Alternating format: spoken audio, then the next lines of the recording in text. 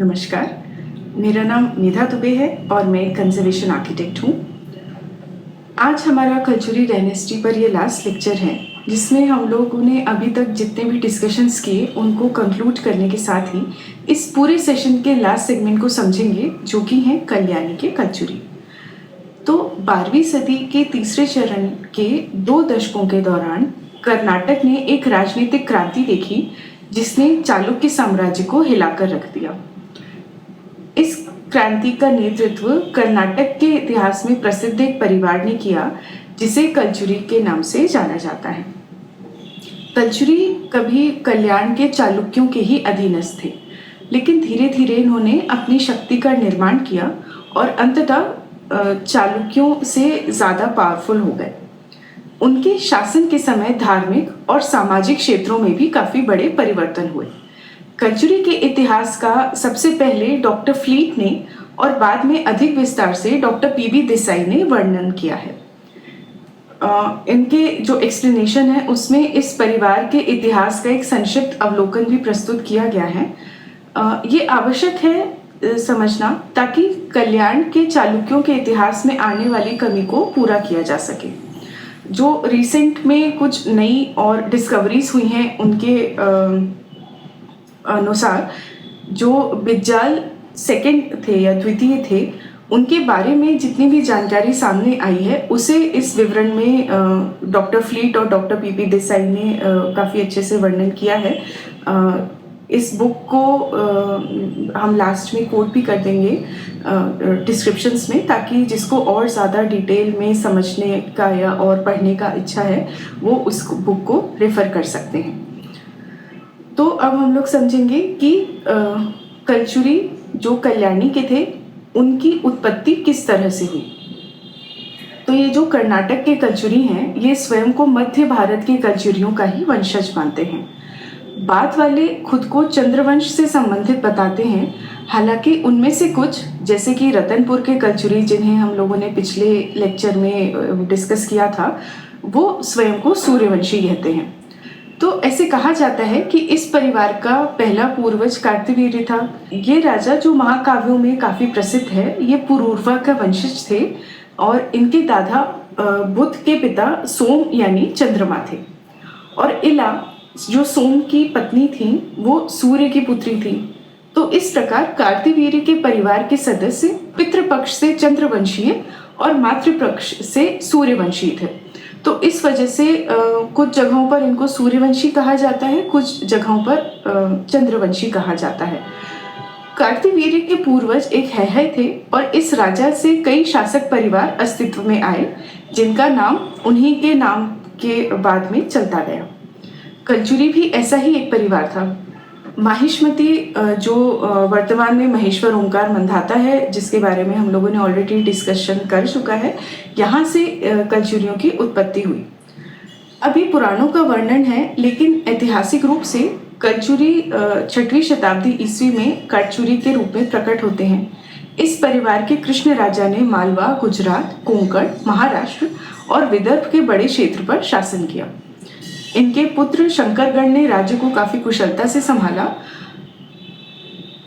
लेकिन जो इनके पुत्र थे बुद्ध राजा, ये थोड़ा उतना मतलब उस लेवल का सक्सेस नहीं अचीव कर पाए और इन्होंने चालुक्य राजा मंगलेश के खिलाफ युद्ध में हार का सामना किया।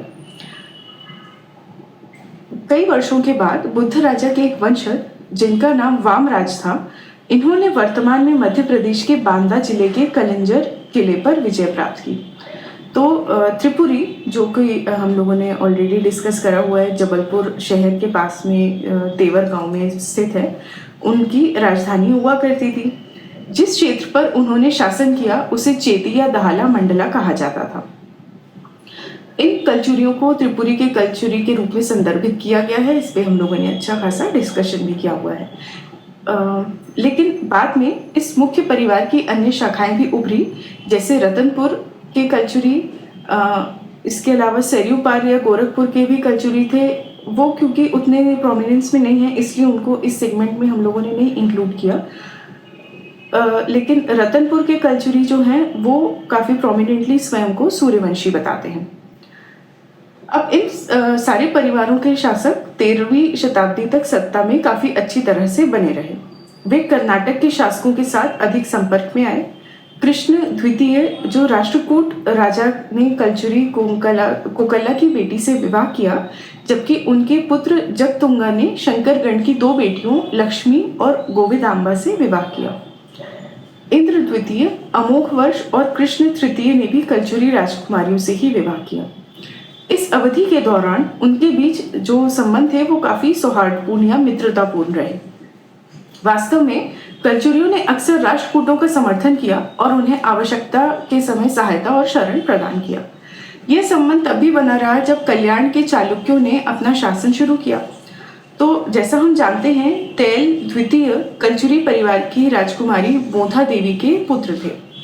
इसके बाद भी ऐसे शासक सत्ता में बने रहे, लेकिन धीरे धीरे वे विरोधी हो गए और कल्याण के चालुक्यों को उनके साथ में संघर्ष करना पड़ा काफी। अब इस एरिया में 1160 ईस्वी के आसपास में जो वीर पत्थर या जिन्हें वीर गल्लू भी कहा जाता है, वो पुरालेख देखने को मिलते हैं, जिनमें प्राचीन कन्नड़ भाषा में इंस्क्रिप्शंस दिए हुए हैं। तो कर्नाटक राज्य के शिमोगा जिले के बल्लीगावी में स्थित केदारेश्वर मंदिर में कुछ इंस्क्रिप्शंस हैं जो आप देख सकते हैं। ये शिलालेख कलचुरी राजा बिज्जल के शासनकाल के हैं। तो अब क्योंकि रिटन डॉक्यूमेंटेशन उतना ज़्यादा नहीं है, इसलिए हमें इस तरह के डॉक्यूमेंटेशन पे ही काफ़ी हद तक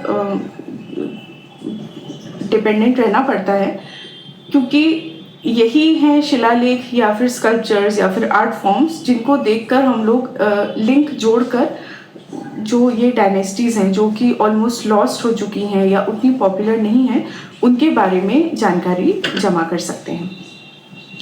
अब इसके बाद में हम लोग आते हैं कि किस तरह कलचुरियों ने कर्नाटक की ओर प्रवास किया। अभी तक तो अपन ने क्विक रिवीजन किया कि कलचुरी जो साम्राज्य था उनका अभी तक का क्या स्टेटस रहा नॉर्थ इंडिया में।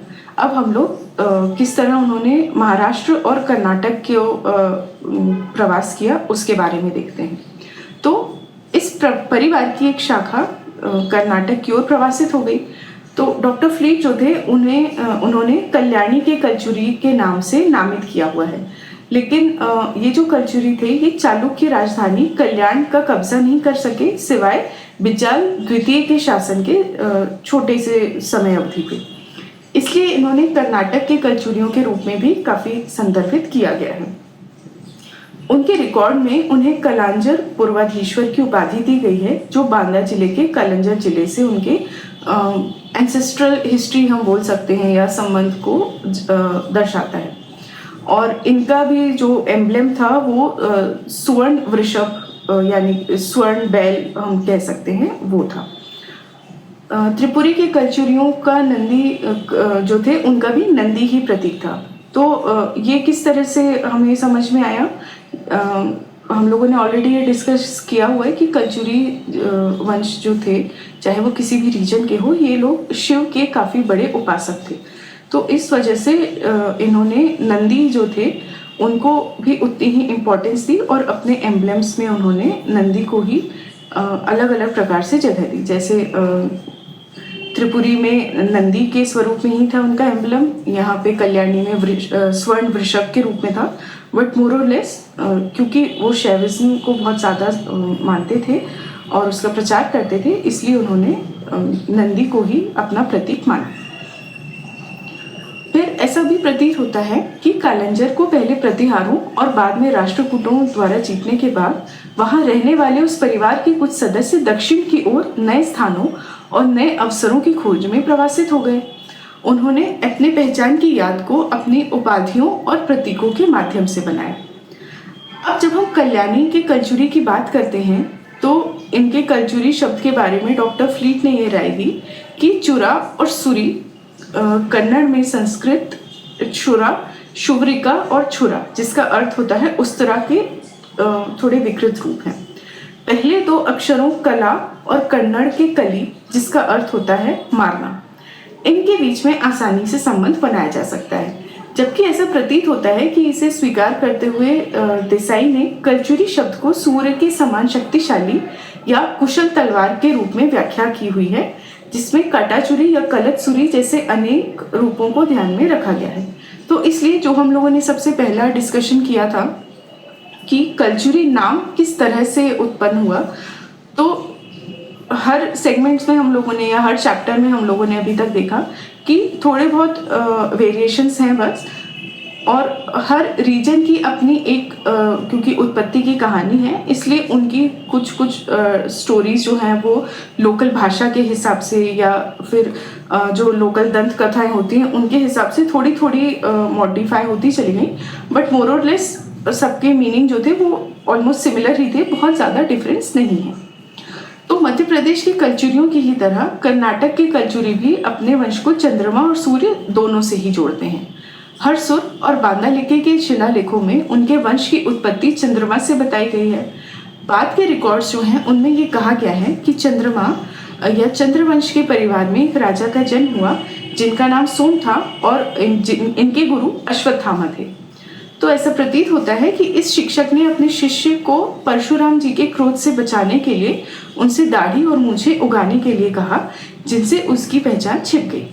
क्योंकि इस सोम की दाढ़ी और मूंछ तलवार की तरह तीक्ष्ण थी, इसलिए उनके परिवार को कलचुरी कहा जाने लगा।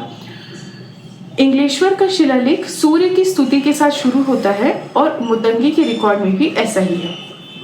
बाद के साहित्यिक कार्यों जैसे चन्न बसव पुराण और बिज्जल राय चरित्र में दिए बयानों के आधार पर कभी ये सुझाव भी दिया जाता है कि कुछ कलचुरी जो थे वो जैन धर्म के भी अनुयायी बन गए थे। स्पेसिफिकली ये जो कल्याणी के कलचुरी थे, ये लोगों में शैव धर्म के साथ में जैन धर्म को लेके भी काफ़ी ज़्यादा मतलब इन्होंने काफ़ी डिवोशन के साथ में जो मंदिर थे वो भी बनवाए। तो इसलिए हमें जब इस समय के एक्सकवेशंस अब हो रहे हैं उसमें जो हमें शिलालेख मिलते हैं या फिर जो मूर्तियाँ मिलती हैं वो मिक्स टाइप की मिलती हैं कि कुछ जो हैं वो शिव जी या फिर मातृकाओं की होती हैं और कुछ मूर्तियाँ जो हैं वो बिल्कुल प्योरली जैन धर्म को समर्पित दिखाई पड़ती हैं। लेकिन अब इस को कंफ्यूजन में ना लेते हुए कि वो एग्जैक्टली जैन धर्म को ही मानते थे या शिव धर्म को ही मानते थे, उस समय क्योंकि डेवलपमेंट हो ही रहा था अलग अलग तरह से पूरे रीजन्स में धर्मों का, इस वजह से मे बी थोड़ा बहुत डिफरेंस आया, बट मेजरली ये लोग शैवाइट्स ही थे। जो हरसुर के शिलालेख हैं उनमें भी कहा गया है कि उन्होंने भगवान शंकर का वरदान प्राप्त किया था। बिज्जल द्वितीय के पुत्र कर्ण को भगवान की कृपा से ही शक्तिशाली होने का वरदान मिला, ऐसा कहा जाता है।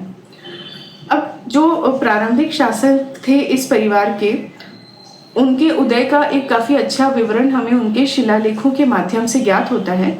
हालांकि उनकी पहली प्रवास और उनके पूर्वजों की वंशावली या उनके अन्य शाखाओं के साथ सीधा संबंध अभी तक बहुत ज़्यादा स्पष्ट नहीं है। जैसा गुर्जर प्रतिहारों ने विस्तार की नीति के तहत आक्रमण किया, कलचुरियों को भी नए जगह की तलाश करनी पड़ी। उनमें से कुछ कुंतल की ओर प्रवासित हुए और महाराष्ट्र राज्य के सोलापुर जिले में आधुनिक मंगलवेदे या मंगली वेदा में बस गए। यह तारिकड़ू नाडु नामक एक विभाग का मुख्य शहर हुआ करता था उस समय में।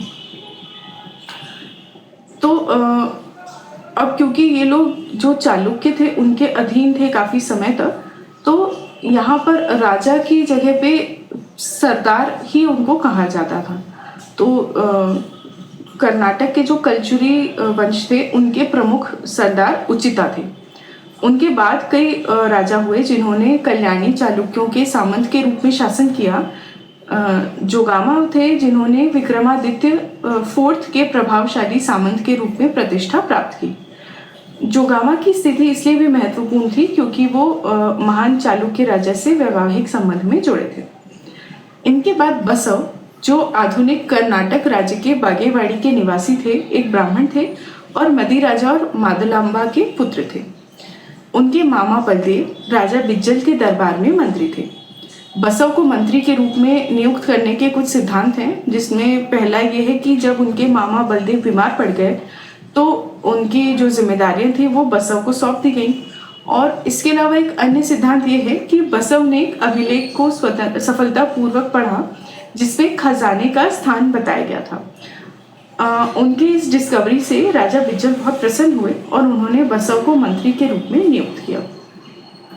अब बसव पुराण के अनुसार जब बसव ने सत्ता संभाली तो उन्होंने भगवान शिव के सभी भक्तों को उपहार बांटना शुरू किया। अन्य लोग जो थे वो इससे थोड़ा डिस्कनेक्टेड या वंचित सा महसूस करने लगे और इस वजह से उन्होंने राजा को उकसाना शुरू कर दिया, जिसके परिणाम स्वरूप राजा ने शिव के 2 भक्तों को क्रूरता से दंडित किया। इस घटना का बसव पर काफी गहरा प्रभाव पड़ा। एक अन्य घटना में जब बसव की आयु मात्र 8 वर्ष थी तब उन्होंने अपने उपनयन संस्कार यानी जो ब्राह्मणों के पवित्र धागे का संस्कार होता है इसके दौरान भी विद्रोह किया। इसके बाद उन्होंने उस समय प्रचलित जाति प्रथा के कठोर नियमों के खिलाफ विद्रोह भी किया और अंततः उन्होंने जाति विहीन समाज को अपने सिद्धांत के केंद्र में रखते हुए अपनी स्वयं की धार्मिक विचारधारा का प्रचार करना शुरू किया। जल्द ही उनके दर्शन ने बड़ी संख्या में लोगों को आकर्षित करना शुरू कर दिया। अल्लामा प्रभु, अक्का महादेवी, चन्न बसवन्ना जैसे संतों ने भी इस संप्रदाय की स्थापना और उसे आगे बढ़ाने में महत्वपूर्ण भूमिका निभाई। बसव ने जो जीवन व्यतीत किया और शिक्षाएं दी वे अब कर्नाटक राज्य के उत्तरी भाग में हुई।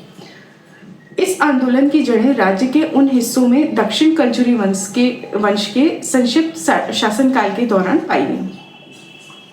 अब ये तो हुआ एक पॉलिटिकल और थोड़ा रिलीजियस वाला एस्पेक्ट कि किन राजाओं ने किस तरह से रिलीजियसली या फिर पॉलिटिकली अपने अपने तरह से इस रीजन को स्ट्रेंथ दी। इसके अलावा इस काल के कन्नड़ साहित्य की एक विशिष्ट स्पेसिफिकेशन ये था कि एक अद्वितीय साहित्यिक शैली का उदय हुआ जिसे वचन कहा जाता है। वचन शब्द का अर्थ जो शाब्दिक अर्थ गद्यांश होता है और ये शब्द साहित्यिक कृतियों जैसे चंपू काव्य में गद्यांश को पद्य से अलग करने के लिए उपयोग में किया जाता था। वीर शैव संतों विशेषकर बसवेश्वर ने इस शब्द को एक नई परिभाषा दी जो एक विशेष प्रकार की रचना को दर्शाती थी जिसमें कविता के सभी गुण होते हुए भी यह गद्य के रूप में रहती थी। इस प्रकार की रचना की उत्पत्ति 12वीं शताब्दी से मानी जाती है और जेदर दासी मैया को वचन रचनाओं के अग्रदूत के रूप में माना जाता है। उनके समकालीनों में दोहरा ककैया, मदारा चनैया, केम्भवी भागन्ना और कोंडकुली केशी राजा जैसे अन्य लेखक भी शामिल थे। 12वीं शताब्दी के मध्य में बसवेश्वर के आगमन के साथ वचन साहित्य का व्यापक विकास हुआ और इनके समकालीन जैसे कि अक्का महादेवी और अन्य कई वीर शैव संतों और रहस्यवादी पुरुषों और महिलाओं ने 12वीं और 13वीं शताब्दियों में इस साहित्य वर्ग को समृद्ध किया। वचन शैली की मूल विशेषता यह है कि ये एक संक्षिप्त और सारगर्भित रचना होती है जो अपने आप में ही स्वतंत्र है। इसे सरल भाषा में व्यक्त किया जाता है और इसमें दैनिक जीवन से उपमाएं और रूपक लिए जाते हैं। वचनों का मुख्य उद्देश्य उच्च दार्शनिक विचारों को सरल भाषा में आम आदमी तक पहुंचाना था। लेखकों ने मौजूद जो धार्मिक प्रथाएं थी, सामाजिक रीति रिवाज थे और इन सब के दृष्टिकोणों के प्रति अपनी भावनाओं को व्यक्त किया है और वर्ग पदानुक्रम की बुराइयों और निरर्थक अनुष्ठानों की निरर्थकता को उजागर किया हुआ है। उन्होंने एकमात्र भगवान शिव के प्रति भक्ति के महत्व पर भी जोर दिया है। इस प्रकार वचनों ने धार्मिक, दार्शनिक और सामाजिक मामलों में जन समुदाय को शिक्षित करने का कार्य किया। अब जैसे हम लोगों ने पहले के 2 डायनेस्टीज जो कि त्रिपुरी और रतनपुर के कलचुरी के टाइम पे बने आर्ट एंड आर्किटेक्चर की बात की, उनके पैटर्न्स को समझा और उनके नॉर्थ और साउथ के टेम्पल स्टाइल ऑफ आर्किटेक्चर के एनालिसिस को डिटेल में डिस्क्रिप्शन किस तरह से किया जा सकता है इसको समझा। लेकिन जब हम कल्याणी के कल्चुरीज की बात करते हैं तो उसमें बहुत ज़्यादा क्लियर एग्जाम्पल्स नहीं हैं क्योंकि इनका ड्यूरेशन एक तो रूल करने का काफ़ी कम था और इनके रूल के जब ये लोग रूल कर रहे थे उस समय ही और भी काफ़ी सारी इम्पॉर्टेंट डायनेस्टीज को एग्जिस्ट कर रही थी, जैसे कि चालुक्य, राष्ट्रकूटा, चोला और होयसाला, जो कि खुद भी काफ़ी ज़्यादा पावरफुल डायनेस्टी में आते थे और इन्होंने भी काफ़ी सारे मंदिरों का निर्माण करवाया लगभग उसी टाइम पीरियड में। इसलिए हम लोग स्टाइल ऑफ आर्किटेक्चर की बहुत ज़्यादा बात नहीं कर पाएंगे क्योंकि उस वक्त के इतने सिमिलर स्टाइल्स थे और डॉक्यूमेंटेशन भी काफ़ी कम था। इस वजह से डिस्टिंग्विश कर पाना काफ़ी मुश्किल है।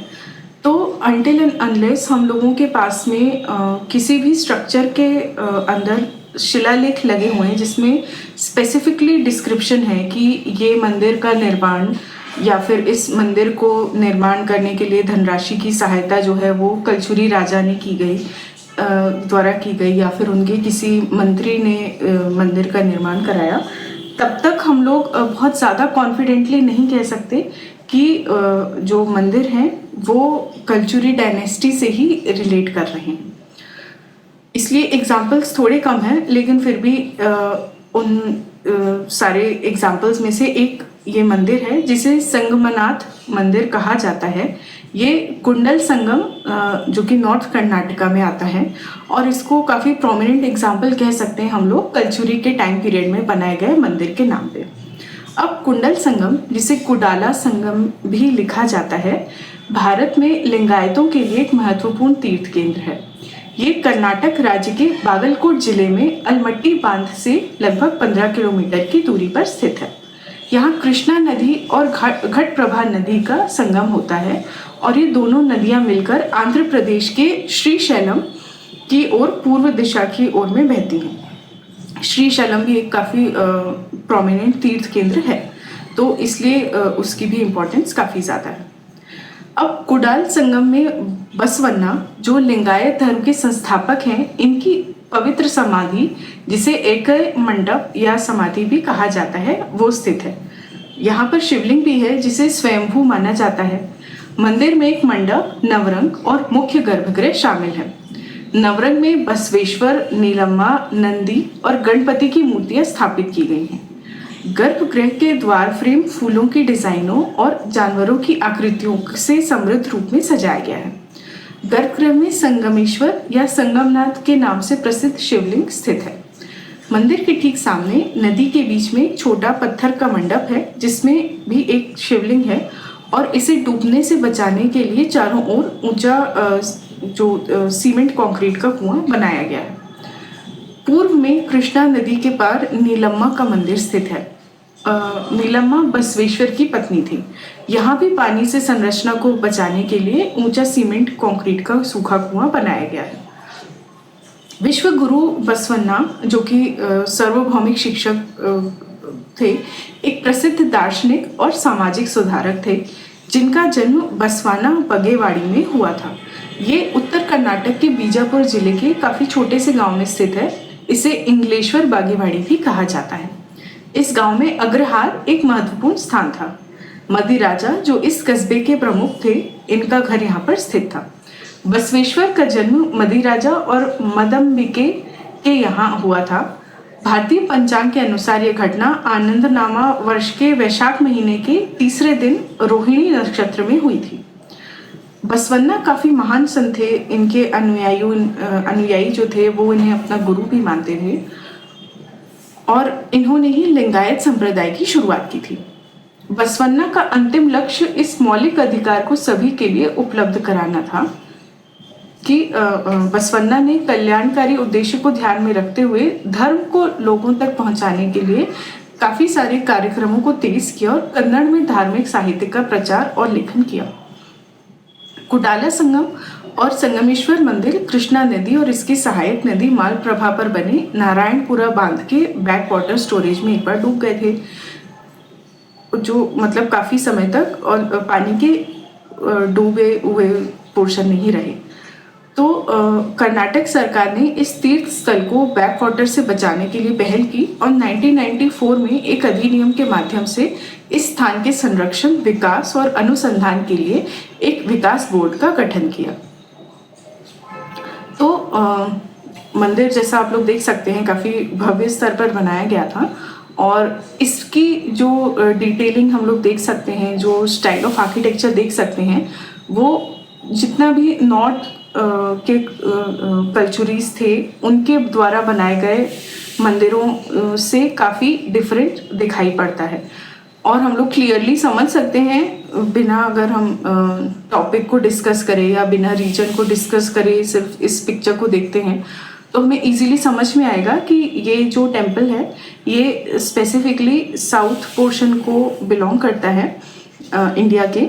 और इसकी डिटेलिंग जो है वो भी इतनी ज़्यादा इंट्रिकेट है, इसमें बहुत ज़्यादा मूर्तियाँ नहीं हैं, लेकिन ऑर्नामेंटेशन काफ़ी अच्छी तरह से किया गया है सारे वॉल्स पर भी और शिखर पर भी। तो ये तो एक एग्जाम्पल हुआ।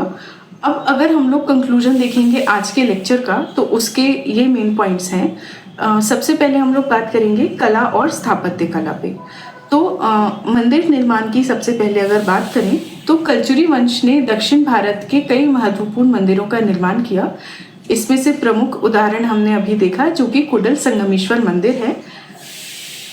इस मंदिर का निर्माण उच्च वास्तुकला और कलात्मक डिजाइनों के साथ किया गया है। फिर शिलालेख और नक्काशी पे आते हैं। तो कल्चुरी शासन के दौरान कई सारे शिलालेख और नक्काशी का निर्माण हुआ। उदाहरण के लिए लकुंडी में जैन मंदिर में कल्चुरी राजा रायामुरी सोविदेव जो कि 1172 सीई को बिलोंग करते थे, इनके द्वारा बनाए गए पुरालेख मिलते हैं जो उस समय की शिल्पकला का अद्वितीय उदाहरण है। अब ऐसे देखा जाए तो ये मंदिर कल्याणी चालुक्य या जो जिन्हें हम वेस्टर्न चालुक्यन आर्किटेक्चर को भी बिलोंग करता है, लेकिन इसमें लगा हुआ शिलालेख जो कि कन्नड़ा में ही है, कल्चुरी राजा रायमुरारी सोविदेव द्वारा बनवाया गया है। तो इसलिए हमने आपको समझाया ये चीज़ कि आर्किटेक्चर पे अपन अगर सिर्फ रिलाई करेंगे तो डिफ्रेंशिएट करना काफ़ी मुश्किल होगा कि कल्याणी चालुक्यों ने बनवाया है वो मंदिर या फिर कल्याणी के कल्चुरियों ने। लेकिन जो शिलालेख हैं उनमें अगर प्रोमिनेंटली बताया गया है कि कल्चुरी राजाओं ने बनाया है तो ही फिर हम उसको समझ सकते हैं। इसके अलावा जो होते थे हीरो स्टोन्स जिन्हें हम कहते हैं, शिमोगा जिले के केदारेश्वर मंदिर में लगभग 1160 सीई का पुरानी कन्नड़ भाषा में लिखा गया शिलालेख कल्चुरी राजा बिज्जल जो थे उनके शासनकाल का काफ़ी अच्छा उदाहरण है। इसके बाद हम लोग आते हैं धार्मिक और सांस्कृतिक प्रभाव पर। तो इसमें सबसे पहले वीर शैव आंदोलन था जो कि कल्चुरी वंश के समय में इसका उदय हुआ। वीर शैव को लिंगायत आंदोलन भी कहा जाता है। बसवन्ना जैसे संतों ने इस आंदोलन का नेतृत्व किया जिसने जाति विहीन समाज और शिव भक्ति पर जोर दिया। इस आंदोलन का मुख्य केंद्र कुडल संगम हुआ करता था। इसके बाद आया वचन साहित्य। इस पे भी हम लोगों ने अच्छा खासा अभी डिस्कशन किया। तो कल्चुरी वंश के दौरान वचन साहित्य का विकास हुआ। ये साहित्यिक शैली सरल भाषा में गहरी दार्शनिक विचारों को व्यक्त करती थी। बसवन्ना, अक्का महादेवी और अन्य संतों ने इस साहित्य को समृद्ध किया। फिर आती हैं धार्मिक रचनाएं। तो कल्चुरी वंश ने कई धार्मिक संरचनाओं का निर्माण किया जो उस समय की धार्मिक संस्कृति को दर्शाती हैं। उदाहरण के लिए कुडल संगम में संगमेश्वर मंदिर और नीलम्मा का मंदिर। फिर हम लोग आते हैं सामाजिक और धार्मिक सुधार की तरफ। तो जैसा अभी हमने समझा कि जातिवाद के खिलाफ आंदोलन जो था वो बसवन्ना और अन्य लिंगायत संतों ने उस समय के कठोर जाति प्रथाओं का विरोध किया और एक समतावादी समाज की स्थापना की। बसवन्ना के उपदेशों ने समाज में व्यापक धार्मिक और सामाजिक सुधार लाए कई सारे। इसके अलावा कई सांस्कृतिक योगदान भी रहे हैं कल्चुरियों के, जैसे कि कन्नड़ साहित्य का विकास। तो कल्चुरी वंश के शासनकाल में कन्नड़ भाषा और साहित्य को भी काफ़ी बढ़ावा मिला। कई धार्मिक ग्रंथ और दार्शनिक ग्रंथ भी कन्नड़ में लिखे गए जो कि आज भी महत्वपूर्ण हैं। इन सारे पहलुओं ने कल्चुरी वंश के समय को कर्नाटक के इतिहास में एक महत्वपूर्ण काल के रूप में चिन्हित किया जिसमें धार्मिक, सांस्कृतिक और कलात्मक क्षेत्र में अभूतपूर्व विकास हुआ। तो इस तरह ये 5 सेशंस का हमारा सेगमेंट आज यहीं ख़त्म होता है। जिसमें हमने कल्चुरी डायनेस्टी के काफ़ी अलग अलग डायमेंशंस को जाना, उन्हें थोड़ा और एक्सप्लोर करने की कोशिश की और ये समझा कि ज़रूरी नहीं है कि हम अपने देश की मेजर डायनेस्टीज़ और उनसे जुड़ी इन्फॉर्मेशन पे ही फोकस करें, बल्कि आज के समय में हम सबके लिए ये बहुत ज़रूरी है कि हम हर छोटी बड़ी डायनेस्टी, उससे जुड़े कल्चर, आर्ट, आर्किटेक्चर, लिटरेचर और पॉलिटिक्स को समझें, ताकि जो भी फिलहाल की बची हुई विरासत है हमारी, उनको किसी तरह संरक्षित किया जा सके। नहीं तो क्या होगा, इग्नोरेंस या लैक ऑफ इन्फॉर्मेशन के चलते हम इन धरोहरों को खो देंगे। तो मैं उम्मीद करती हूँ कि आप सबने काफ़ी प्राचीन डायनेस्टी के बारे में कुछ नई जानकारी हासिल की होगी इन पिछले 5 लेक्चर्स में। इसके अलावा इन धरोहरों को बचा के रखना क्यों ज़रूरी है ये भी जाना, और आगे आप भी ज़रूर कोशिश करेंगे कि अपने देश की किसी भी धरोहर को जितना हो सके उतना संरक्षित रखेंगे, उनके बारे में और जानकार बनेंगे, और किसी भी मॉन्यूमेंट या हेरिटेज साइट पे ज़्यादा कुछ ना भी कर सकें तो कम से कम हम ये कोशिश करेंगे कि कचरा फैला के उसको ख़राब तो बिल्कुल नहीं करें। तो आशा है आप सबको काफ़ी कुछ सीखने को मिला इन 5 लेक्चर्स में कल्चुरी डायनेस्टी के बारे में, उनसे जुड़े कई सारे फैक्ट्स के बारे में, और आप आई होप खुद भी कोशिश करेंगे और ज़्यादा जानने की। तो आशा है दोबारा आपसे मुलाकात होगी। धन्यवाद।